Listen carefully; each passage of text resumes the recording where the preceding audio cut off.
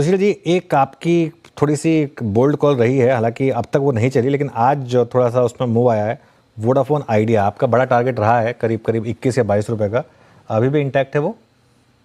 अगर पीसीआर इस चार्ट को दिखाएं तो देखिए विश्लेषण के साथ बात करेंगे, वरना ओपिनियन तो सबके पास अपना अपना एक एक अलग ओपिनियन है। मैं आशा कर रहा हूं ये चार्ट आ गई। देखो, अब वोडाफोन आइडिया में जो पिछला जो स्विंग हाई था, एक बार 7 रुपए 83 पैसे के ऊपर चले तो मैं नई लिवाली तब करने बोलूंगा, और वो किसी भी टाइम आ सकता है। अभी 7.48 से 7.83 के ऊपर आ जाए। हमने पिछली बार संभावना को आंका था शर्मा शर्मी भय में कि लोक निंदा बड़ी आसानी से आजकल सोशल मीडिया के माहौल में हो जाती है, दबाव पड़ता है दिमाग पे, तो 20-21 कहा था। पर देखो आज अब मैं बेबाक होकर इस चार्ट को प्लॉट कर रहा हूं। मैं 36 की भविष्यवाणी नहीं कर रहा, मैं 36 तक की जगह को खुला रख के चलने कह रहा हूं। देखिए, जिस कंपनी में सब कुछ खत्म हो चुका, अब राजा इसके साथ दांव लगा रहा है, राजा के खिलाफ दांव मत। और जो लोग ये निंदा कर रहे हैं जा जाके सोशल मीडिया पे कि टैक्स पेयर का पैसा गवर्नमेंट बिल्कुल पिटी हुई कंपनी के अंदर में प्रीमियम पे क्यों लगा रही है, भैया कोई कैश नहीं डाल रही है गवर्नमेंट। गवर्नमेंट टैक्स पेयर के डूबे हुए पैसे, जो एजीआर के ड्यूज आने की अब कोई चांस नहीं, जिस तरह कंपनी की हालत हो गई, डेट को अगर इक्विटी में कन्वर्ट कर रही है। It is a shrewdest play hedge fund world में।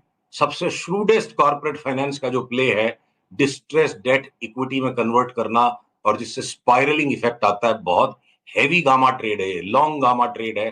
जो ऑप्शंस की थ्योरी को समझते हैं कॉर्पोरेट फाइनेंस टर्म्स के ऑप्शंस में, एक्सेसिवली लॉन्ग गामा ट्रेड है ये ऑन ए बैंकरप्ट सिचुएशन। तो इस तरह के गेन 5 गुना 6 गुना गेन होना असंभव नहीं है, अक्सर देखा गया डिस्ट्रेस डेट इक्विटी में। और अगर पॉलिसी गवर्नमेंट के हाथ में, लार्जेस्ट शेयर होल्डर गवर्नमेंट है, गवर्नमेंट डिटरमाइंड है कि हमें 2 प्लेयर सिचुएशन नहीं क्रिएट करनी, 3 प्लेयर करनी है, और साथ में day to day management government के हाथ में नहीं है, तो सोने पे सुहागा है। और इसी बात को चार्ट भी यहाँ रिफ्लेक्ट कर रहे हैं। अपने लिमिटेड जजमेंट से हम अगर ओपिनियन पास कर देंगे तो फिर तो हम इन्वेस्टर नहीं बन सकेंगे। अगर इतनी समस्या होती तो उसका भाव 0 होना चाहिए था, 3 रुपया होना चाहिए था। कोई कारण है तब तो 7.5 है, तो 7.80 के ऊपर चलते हम उस कॉल को दोबारा रिज्यूम कर देंगे। 21-22 पे हम रिव्यू करेंगे, उसके पहले जो भी वॉलेटिलिटी उसको ऑब्जॉर्व करेंगे। और मैं रूल आउट नहीं कर सकता कि 35-36 नहीं हो जाए साल भर में। I am not forecasting it. वो संभावना है, जिसको पसंद आए ले, जिसको नहीं आए वो ना ले। सुशील जी, पता है उसमें दिक्कत क्या है? मैं आपको बताऊं, मैं आपको इसमें एक अपना व्यू देता हूं इसमें। अब 10,800 करोड़ शेयर की इक्विटी हो गई है, और अब आगे भी अगर वोडाफोन नहीं पे कर पाया और अगर आगे भी गवर्नमेंट को इक्विटी में ही कन्वर्ट करना पड़ा, तो उसका इक्विटी बेस बढ़ के हो जाएगा करीब करीब 18,000 करोड़। फेस वैल्यू पे ही करीब करीब 1,80,000 करोड़ का मार्केट कैप हो जाएगा। और 30 रुपये में तो अगर आप कहें तो 5,40,000 करोड़ का मार्केट कैप। इतने मार्केट कैप में तो भारतीय मिल जाएगी, मच बेटर प्रॉफिटेबल कंपनी। देखिए क्या है ना, ये अनयूजुअल सिचुएशन होगी जिस पर हमारा इंटेलेक्ट तो यूजुअली है।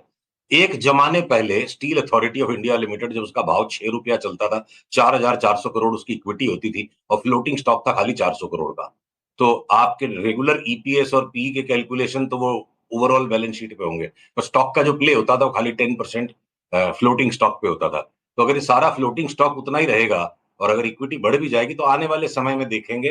देखिए, चिंताएं हैं, आश्चर्य है, विस्मय है, इसीलिए रिस्क है। और रिस्क है तभी बाजार में इश्क है। 7.83 के ऊपर चला तो मैं वोडाफोन भाव से लूंगा, 8 आने का स्टॉप लॉस लगा के। और ये बाकी की चिंताओं का चिंतन मनन over a period of time होता जाएगा। कैसे कैसे ऊंट किस करवट बदलेगा देखेंगे। पर अगर सवाल को उल्टा किया जाए, अगर इतनी खराबियां, इतनी प्रॉब्लम है, शॉर्ट सेल करने की हिम्मत है क्या कोई में? नहीं है, तो इसलिए हम लॉन्ग करेंगे। वो बात बिल्कुल सही कही आपने। इवेंचुअली फ्लोटिंग स्टॉक के ऊपर बहुत कुछ डिपेंड करेगा। फ्लोटिंग स्टॉक तो वही रहेगा, कौन सा गवर्नमेंट आके बेचने वाली है। अच्छा, कुछ और बातें हो जाएं अब इस समय। आप एक लंबी चौड़ी लिस्ट थी आपकी इस बार की, काफ़ी स्टॉक्स हैं जो एक रेडी हैं ब्रेकआउट या ब्रेकडाउन के लिए। ज़रा उन पर बात हो जाए, कौन से स्टॉक्स आपको पसंद आ रहे हैं? तो देखिए अनुज, जैसे वो नीचे के इस पिछले बॉटम से जो बाजार निकला, और उसके बाद अब जो चित्र थोड़ा सा बदल गया, तो उस चित्र को हाईलाइट अप करना ज्यादा जरूरी है, और उसके अनुसार मैं लिस्ट को शेयर करूंगा। किसी भी सेक्टर के अंदर एक तरफा सारे बढ़ जाएंगे और घट जाएंगे नहीं। जैसे मान लो बैंक्स में हमने बताया, पीएसयू बैंक्स को हम पुल बैक मिलेंगे, और प्राइवेट बैंक्स को हम शॉर्ट सेल करने के लिए रेडी है जैसे जैसे सिग्नल आएंगे। एनबीएफसी